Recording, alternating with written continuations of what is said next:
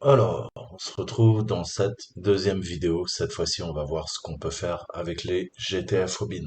Vous allez me dire, c'est quoi les GTF bin? C'est tout simplement les binaires Unix, Linux, qui vont nous permettre d'escalader nos privilèges via des outils intégrés à Linux, donc totalement furtifs, et faire notre escalade de privilèges sur des systèmes qui sont mal configurés. Ok? Et il y en a un paquet, je peux vous assurer. Donc, on va se lire un petit peu le blabla et on va passer à la pratique. Toutes les vidéos ne feront pas la même longueur. Je ne peux pas développer une demi-heure sur quelque chose qui peut s'expliquer très simplement. Ok? Donc la commande sudo, pourquoi je l'utilise plus, mais par défaut, vous permet d'exécuter un programme avec des privilèges root. Dans certaines conditions, les administrateurs système peuvent avoir besoin de donner aux utilisateurs réguliers une certaine flexibilité sur leurs privilèges. Vous avez déjà fait des vidéos là-dessus. Comment on peut régler par granularité les droits sur une machine pour différents utilisateurs de différents groupes. Ça, c'est le boulot de l'administrateur système, ok, de l'ingé système. Par exemple, on peut avoir un analyste SOC qui va travailler en blue teaming, donc dans le centre de commande de sécurité, et qui va avoir besoin d'utiliser Nmap régulièrement. C'est un exemple. Et donc, il sera pas autorisé à avoir un accès root complet, mais l'administrateur système peut autoriser cet utilisateur à exécuter uniquement Nmap avec des privilèges root, tout en conservant son niveau de privilège habituel dans le reste du système. Donc, je vous le dis tout le temps, sudo-l. Tout utilisateur peut vérifier sa situation actuelle liée au privilège root à l'aide de la commande sudo-l. OK? Et ensuite, on a notre fameux site qui référencie hein, tous les LOL bases qui nous permettent d'attaquer, qu'on appelle les GTF bin. OK? Enfin, les LOL bases, pardon, c'est pour Windows, les LOL bin, c'est pour euh, Linux, autant pour moi. Donc, comment ça va se passer? Eh ben, il y a plusieurs façons, en fait, de tirer profit de ça. Je vais vous montrer quelques petits exemples et il y a plus de 250 programmes qui vous permettent de faire ça. Tout va dépendre du niveau de configuration qui est présent sur la machine. Donc, je vais relancer mon VPN pour être sûr de ne pas être emmerdé. On va se connecter en SSH et on va voir ça ensemble. Alors,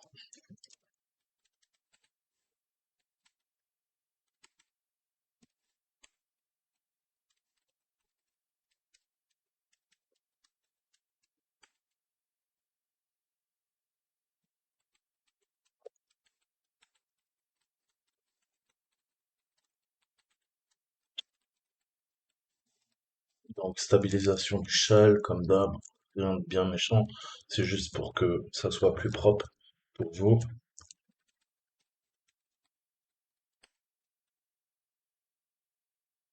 Il a pas Python. C'est ça, il va nous emmerder, lui. Ok, il a Python 3.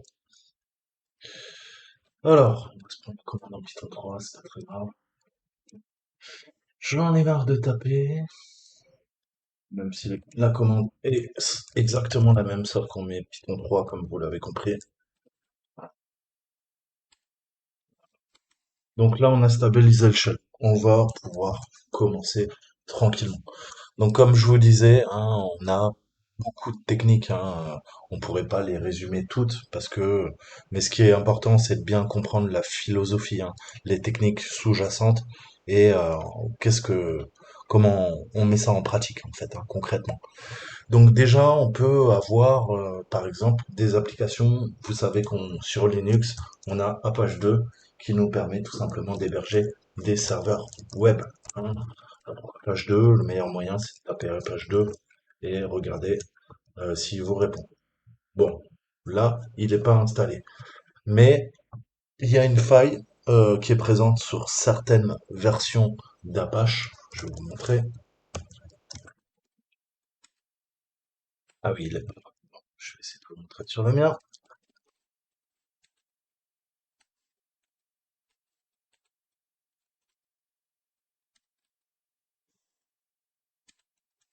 On va faire ça, ok? Le F, en fait, ça permet quoi? Ça permet tout simplement, je vais vous montrer. de charger un système de configuration spécifique, ok, pour le serveur Apache, ok, un fichier, un fichier de conf alternatif pour le serveur. Sauf que au lieu de lui demander, vous l'avez compris, de charger un fichier de conf, on va lui dire, écoute, tu vas taper dans ETC, et dans ETC, c'est extrêmement critique. Il y a quoi? Il y a le shadow. OK? Et là, c'est corrigé, mais sur certaines versions de Linux, vous allez avoir le message d'erreur, mais vous allez avoir quoi? La première ligne qui va s'afficher. Et le problème, c'est quoi? Eh ben, c'est que je vais pas vous le montrer, je suis pas assez bête, mais je vais vous montrer sur PassVD. Concrètement, ça va afficher la première ligne. Et la première ligne, c'est quoi? Eh ben, c'est tout simplement le root. OK? Donc, qu'est-ce que ça va vous afficher? Dans PassVD, on a l'ensemble des utilisateurs. Dans Shadow, on a le mot de passe en clair. Ça va venir vous afficher le mot de passe en clair du root. Vous aurez plus qu'à taper le mot de passe. Faire un SU et taper le mot de passe et vous deviendrez root de la machine. Ok? Là, je sais pas pourquoi, ils auraient pu nous faire le nécessaire. Peut-être qu'ils n'ont pas trouvé la version qui marche avec Apache 2. Mais en tout cas, voilà. Première technique, se servir d'Apache 2, demander le chargement d'un fichier et bah, c'est le principe du LOL base. On détourne la fonction. On va pas venir charger un fichier de configuration, on va venir charger un fichier critique auquel on n'a pas le droit de lire. Et parfois, bah, ça passe. OK? Donc ça, techniquement, c'est à voir. Ensuite, qu'est-ce qu'on peut faire? On peut faire le fameux sudo-l, comme je vous disais. Hein. Le sudo-l est intéressant puisqu'il nous dit, bah écoutez, hein, t'as les variables d'environnement, et tiens, bah Karen, regarde, elle peut utiliser find, elle peut utiliser less, elle peut utiliser nano. Ok? Donc nous, maintenant, bah ça va être là qu'il va falloir qu'on recherche les bonnes GTFOB. Mais laissez-moi vous montrer. Ok? Des fois, on a le env keep ld preload. Preload, tout simplement, sous Linux, ça permet de charger des librairies dynamiques, les fameux fichiers so.so dont je vous parlais. Donc, un des moyens, hein, ça va être bah, d'utiliser la fonction ld preload qui permet à n'importe quel programme d'utiliser des bibliothèques partagées dynamiques. Grosso modo, si on a envkeep qui est activé, on va pouvoir générer une bibliothèque partagée qui sera chargée et exécutée avant l'exécution du programme. Hein. Notez que l'option ld preload sera ignorée si l'utilisateur réel est différent de l'id utilisateur effectif. Donc des fois ça va marcher, des fois ça va pas marcher. Donc le premier truc à faire, c'est de regarder, et là on voit qu'on a quoi? On a le ld preload, ok, avec l'option envkeep. Ok, on va écrire un code SAP compilé en tant que fichier objet de partage et on va l'exécuter et ça va nous donner les droits sudo et l'option ld preload pointant vers le fichier so. Donc avec ce simple bout de code en C, hein, qu'est-ce qu'on lui demande? Chargement des librairies des modules en C. On a notre classe void init principal. Ok, on fait un unset pour modifier tout ce qui avait été défini sur ld preload puisque notre utilisateur a le droit d'avoir ses entrées, env reset, env keep, donc on va faire un reset, hein, et on va lui demander de passer quoi? GID 0, UID 0, ça veut dire route, puisque comme vous l'avez vu, qui c'est qui est 0? Eh ben, c'est tout le temps le route. Et enfin, on lui demande de charger, appel système, et de lui demander de charger bin bash. Comme on a fait quoi avant? Un set GID, un set UID 0, grâce à l'unset env ld preload, eh ben, on va pouvoir passer route, ok? Qu'est-ce qu'on va faire? Ça, on l'enregistre. On va l'enregistrer genre exploit.c. Je vais appeler GCC, notre compilateur. On va lui demander quoi? De créer des librairies partagées, SO, à partir de notre fichier C. Donc je vais lui mettre ces arguments, très importants. L'output, comment il s'appelle? Eh ben, si par exemple on l'a appelé exploit.so, on va l'appeler exploit.so. Exploit.c, pardon, on va l'appeler exploit.so. Comme vous voulez, en fait, le nom peut être différent. Tout ce qu'il faut retenir, c'est qu'on part toujours du code source. Le code source a été codé en C. Ça, c'est du C. OK? Et à partir de là, on lui demande quoi? De créer une librairie dynamique partagée. Et elle sera toujours en So. OK? Et on lui met no start file. Ça va permettre d'enregistrer le code en tant que shell C, par exemple, et de le compiler dans un fichier objet partagé en utilisant ces différents paramètres. Qu'est-ce qu'on voit? Eh ben, on voit qu'on le compile. Du coup, on avait quoi? On avait notre code qu'on a enregistré, qu'on a appelé shell.c, oublié exploit, on va pas s'embrouiller, ok? Et là, je lui ai dit, bah écoute, à partir de shell.c, de ce code source codé en C, tu vas me faire une librairie partagée qui s'appelle shell.so, ok? Et à partir de là, qu'est-ce que je peux lui dire? Bah, je peux lui rentrer cette commande sudo ld preload, hein, le fameux preload, on a vu, on peut jouer là-dessus. Et je vais lui dire, bah écoute, dans mon home, tu vas me charger cette librairie. Le problème, c'est qu'en chargeant cette librairie, qu'est-ce qui se passe? Eh ben, on l'exécute en tant que route. Donc, je vais pouvoir lancer find avec les droits route. Mais qu'est-ce que je peux faire aussi? Je peux lancer un bin bash. Et dans ce cas-là, hein, je vais devenir route. OK? Et là, qu'est-ce qu'on voit? Bah, même le find, en le lançant, hein, si on fait ID, on devient root. OK? Avant, on l'était pas. On était utilisateur 1000. OK? Le premier utilisateur lambda du système sur Linux. Ça commence à 1000, comme je vous le disais, et on augmente. OK? Donc là, on voit bien le sudo preload, on charge la librairie, on utilise un des programmes. Pourquoi il a pris find? Parce que quand il a fait son sudo-l, find faisait partie, hein, il faut absolument que ça soit en no password, ok? Et on pourrait éventuellement s'en servir. Alors là, sur la machine sur laquelle on est, je suis pas sûr que ça marche. On pourrait tester, ok? Mais quoi qu'il en soit, qu'est-ce que je peux faire? Je peux aller là-dessus, regarder ces trois programmes. On va commencer par find. Ça, on va utiliser la technique. Donc nous, on veut passer sudo. Est-ce qu'on peut essayer de faire ça? Ok. Qu'est-ce que ça fait? Ça fait sudo find. On n'a pas besoin de password. Super. Dans le répertoire courant, tu exécutes tout de suite après quoi? Bin sh. Ok. Et après fin de l'instruction et tu quittes la commande find. Ok. Au lieu de chercher en fait quelque chose via find, on lui demande d'exécuter bin sh avec les droits. Et comme on n'a pas besoin de mot de passe, eh ben, au lieu de chercher quelque chose comme je vous ai montré avec la commande find, find va exécuter un autre programme et ça va être notre shell. Et ça va nous donner les droits en théorie. Bim. OK?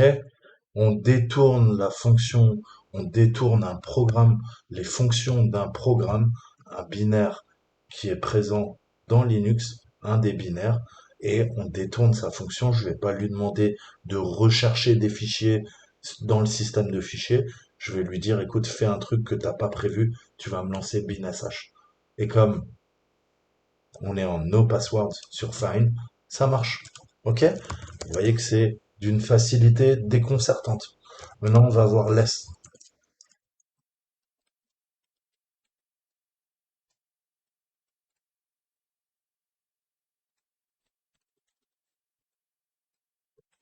Sudo, et c'est ça qui nous intéresse, et on va tester.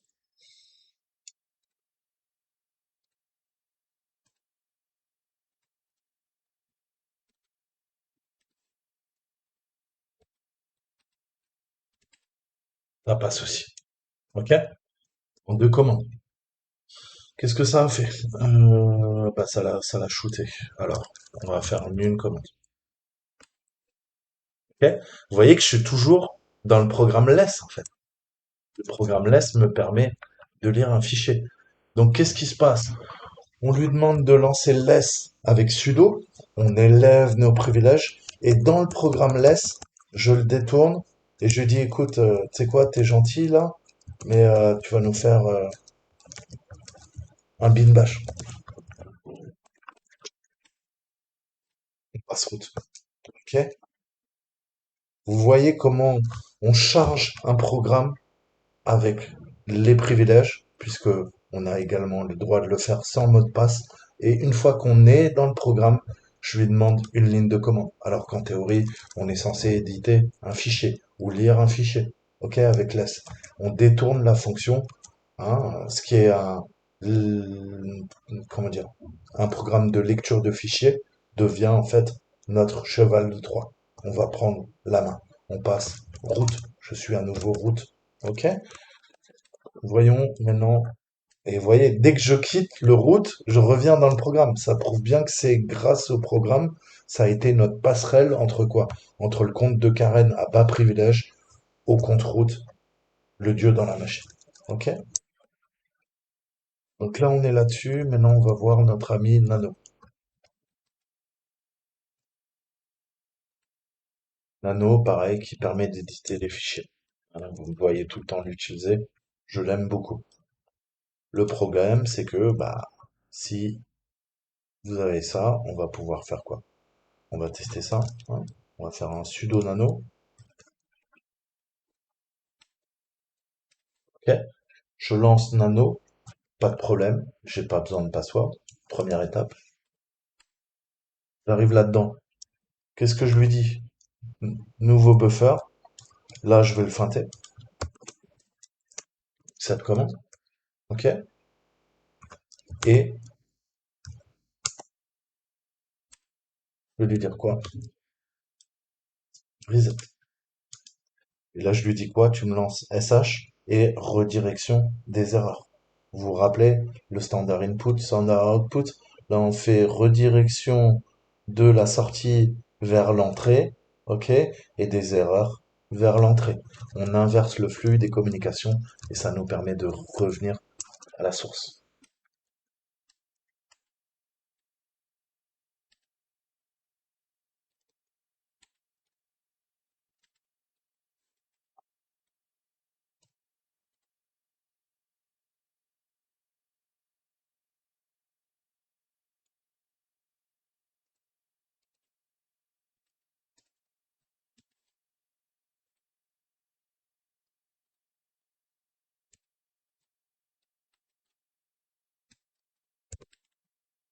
Là, il passe pas. C'est bizarre.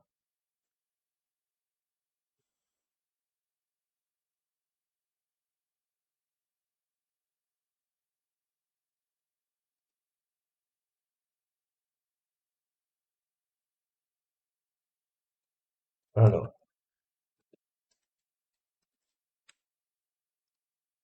il faut un contrôle R d'abord. Contrôle R, contrôle X. Et là, il me dit commande à exécuter. Et là, je lui dis quoi? Bah écoute, -z, redirection via SH de quoi? Vous vous rappelez 0, 1, 0 standard input, ce que je tape au clavier, le 1 standard output, le terminal, mon écran, et 2 les erreurs. Je demande de rediriger quoi? De rediriger la sortie vers l'entrée et les erreurs vers l'entrée également. Ok? Donc je récupère la main en fait, et en récupérant la main, en fait, c'est comme si je lance le programme, ok, et le programme est configuré pour que bah, ce que je tape au clavier soit à la sortie. Là, je fais cette manip et je lui dis, bah, on fait l'inverse. Tu sais quoi? Maintenant, tout ce qui est en sortie, ça devient dans l'entrée, et tu me lances SH. Ça veut dire que le nouveau SH que je vais hériter, ça va faire un reset, et ça va me dire tout simplement les droits.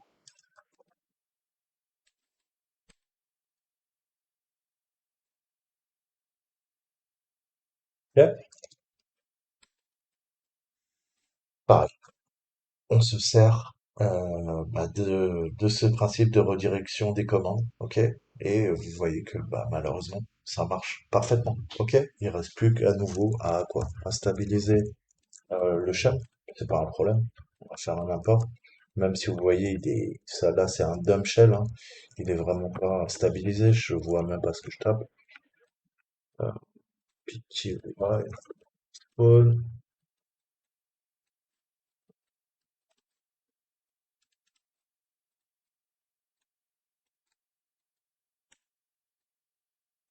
Ok, il veut pas me stabiliser. Mais bon, voilà, je suis quand même root et je peux quand même faire un 4 ETC Shadow. Ok. Qu'est-ce que je vous disais? Bah voilà.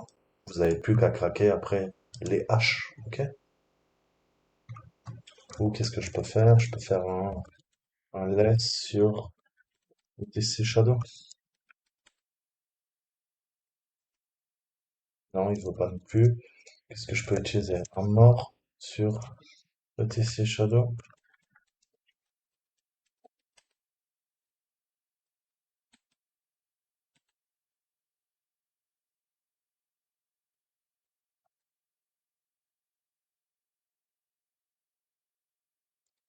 Donc là, qu'est-ce qu'il nous demande? Donc on a vu qu'il y en a trois. Ok?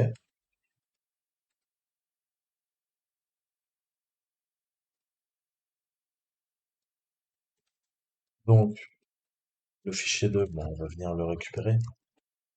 Qu'est-ce que je peux faire? Je peux même sortir de là pour vous montrer. J'exit. Hop, je sors de nano.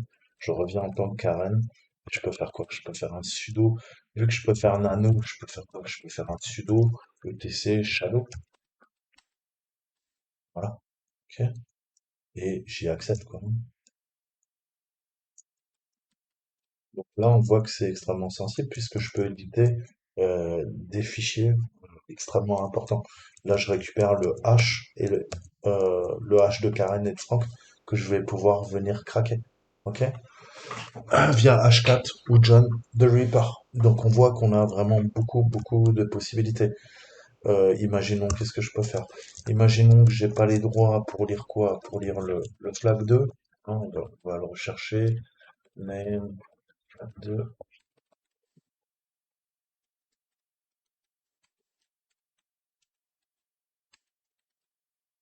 Je l'arrache.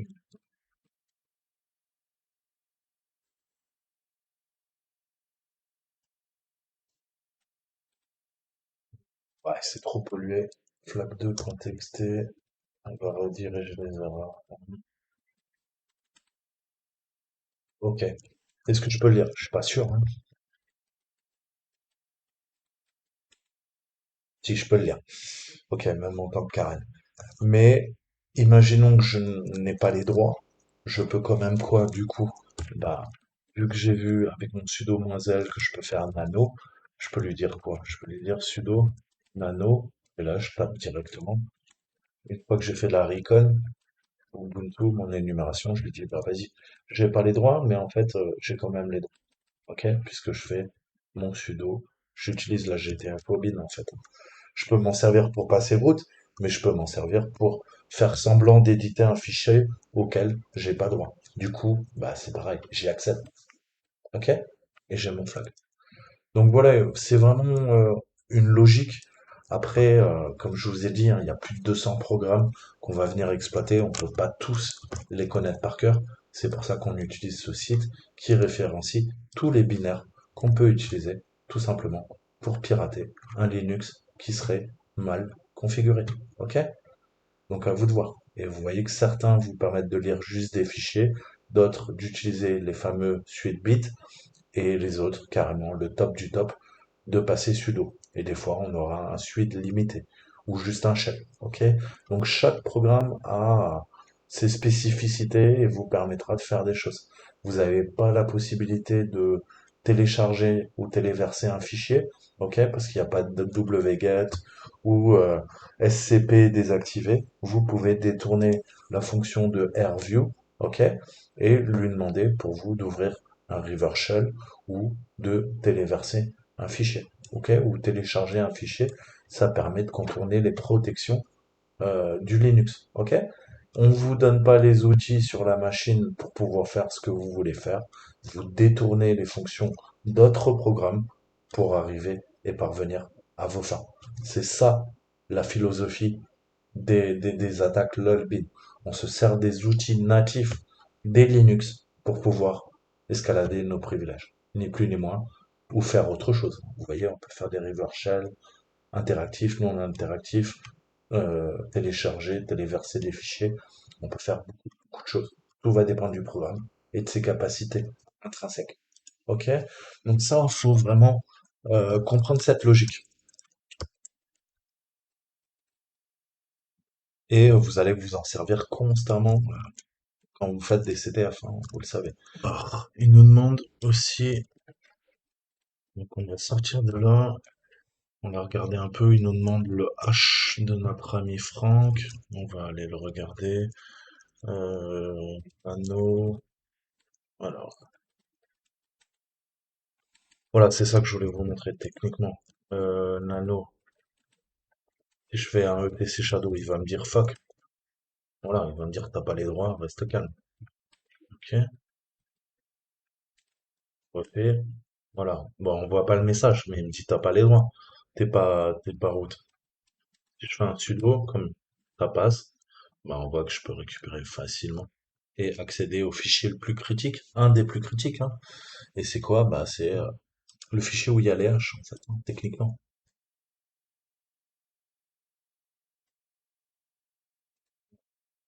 Hein.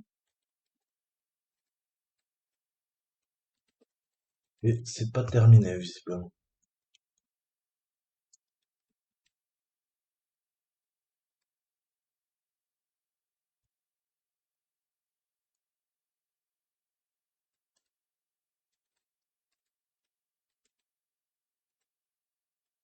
Ok. Donc on récupère, après j'ai plus qu'à l'attaquer avec H4 ou John the Ripper pour récupérer le mot de passe de Franck et me connecter en tant que Franck, ni plus ni moins. Donc il nous reste une dernière question, c'est-à-dire pour générer un shell racine, hein, donc passer route avec des droits sudo. Si on regarde, qu'est-ce qu'ils nous disent? On a tout ça, mais ils nous disent en mode interactif, c'est plus intéressant.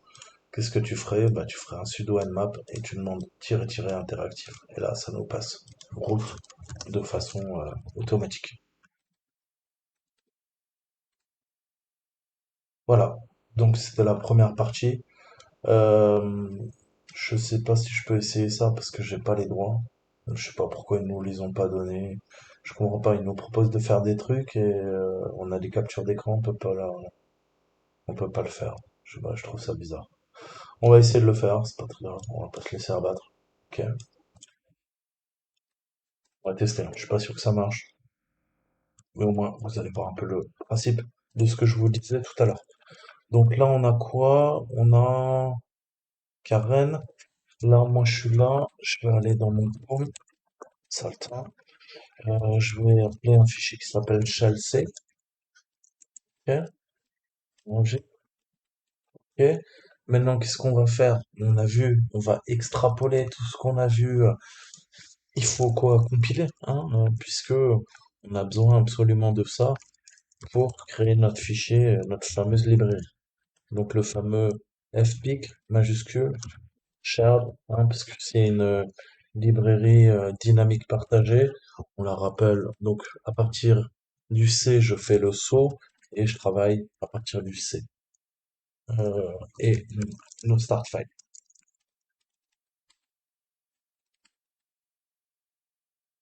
Alors, il y a une erreur de syntaxe.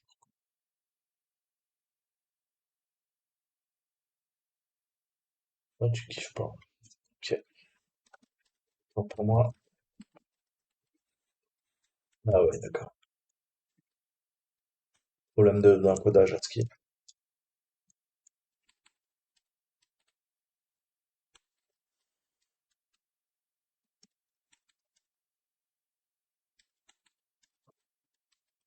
Là, ça passe en jaune, ça devrait aller mieux.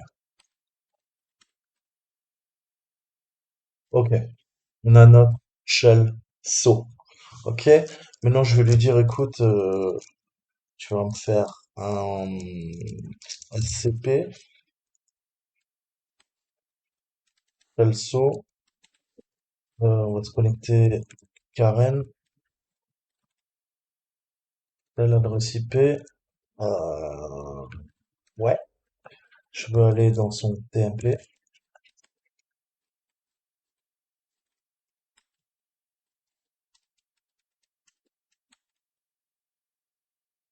ah merde, c'est le password, hein.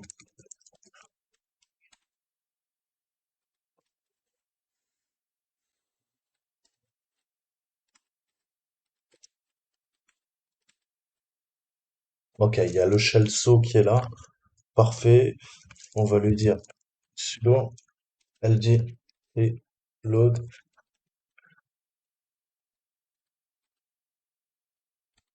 À partir de quoi? tmp, on a quoi? On a shell so et on a vu qu'on pouvait utiliser la commande find. On va tester. Et ça passe pas. Voilà, il nous le dit. Elle dit preload, t'as pas le droit. Mais en théorie, si j'avais fait ça, bah, je serais passé route. Mais pour ce faire, vous l'avez compris, et je sais pas pourquoi ils nous ont pas configuré la machine pour que ça soit le cas, il faut qu'on ait le LG preload. Ok? Donc ce bout de code, ce snippet, je vous conseille de l'enregistrer, honnêtement. C'est extrêmement utile. D'ailleurs, je vais me le déplacer vers mon petit arsenal. Ok? Je vais renommer shell C en LD preload. .c, faut que je me rappelle. Ok. Et je vais déplacer le shell so en LD preload. Ok. Je vais aller dans arsenal, ls. Je vais faire un directory qui s'appelle exploit. Ok. Et là, je peux déplacer shell, oui, je l'ai renommé. LD preload.so, LD preload.c, le répertoire quoi. Maintenant, ils sont là. Ok. Voilà, non, je suis dans l'arsenal. Putain. Ok. Donc, MV, LD preload, C, MV preload, MV, ouh, je fatigue. Preload.so vers,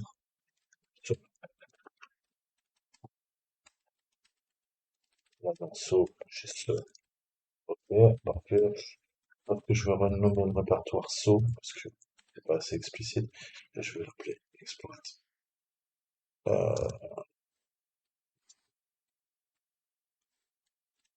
je vais mettre ça, comme ça, exploit.so. Ok. Voilà, donc gardez-vous je vous ai dit, hein, gardez-vous des exploits sous la main, ça peut être toujours utile. Et maintenant, bon, il va m'emmerder, il faut que je mette ça, là il me le trouve. Ok, et là j'ai ce qu'il faut. Parfait, parfait, parfait. Et vous voyez, si vraiment vous voulez être perfectionniste, qu'est-ce que vous mettez? Tapez instruction, hein, .txt, qui rappelle parce que ça se trouve dans un mois, vous aurez déjà oublié. Et je veux quoi? Je veux la commande, hein, le fameux fpic. Je veux quoi? Shared, hein, mon output.so avec le input.c. Pour vous rappeler, hein, en input, en entrée, je prends quoi? Je prends mon fichier C. Je demande quoi en output? Le C, je le transforme en SO, avec ces arguments-là, justement. Et GCC va me compiler ce qu'il faut. C'est avec les noms que vous voulez, hein, vous avez bien compris. Ok. Et le no start files. Et après, pensez, on va utiliser la commande ld, hein, reload, et que l'endroit, hein, location, je vais mettre, via quoi? Via votre output so. Ok. Mettez-le comme vous voulez. L'important, c'est de l'un plus le GTF au bin. Le GTF au bin, nom du programme. Alors, sudo -l, et c'est le no passwd, no password. Ok? Comme ça, dans un mois, dans 6 mois, vous faites ça, vous faites, ah ouais, putain, il y a un fichier C, il y a le fichier SO que j'ai précompilé. Comment j'utilise le fichier SO? Je vais l'envoyer vers le serveur et après, j'aurai plus qu'à faire ça. Et là, vous vous rappelez que si vous voulez compiler vous avez plus le saut, mais que vous avez le C, vous faites cette commande, vous allez à nouveau avoir le fichier saut. Et une fois que vous l'avez exfiltré vers le serveur, vous n'avez plus qu'à taper cette commande pour exploiter la librairie dynamique malicieuse via un GTF Rubin. Et je me rappelle qu'il faut que je fasse un sudo -l sur ma machine. Sudo -l, il va se faire niquer. Pourquoi? Parce que mon Linux est bien sécurisé. Allez, je vous dis à très bientôt. Ciao, ciao.